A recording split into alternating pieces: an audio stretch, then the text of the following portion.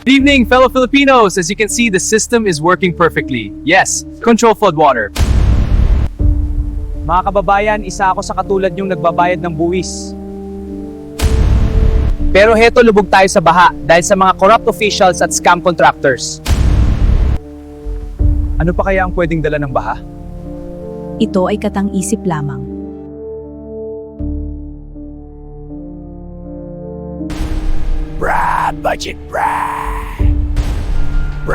Budget When corruption flows, something always rises. Emergency broadcast. The flood awakens something.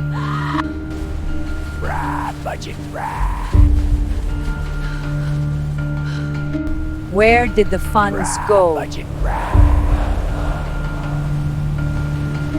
Saan tayo, Dad? Hahanapin natin ang mga corrupt!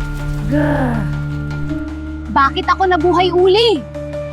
Para hanapin ang mga corrupt scam officials. Mamarites, tara na!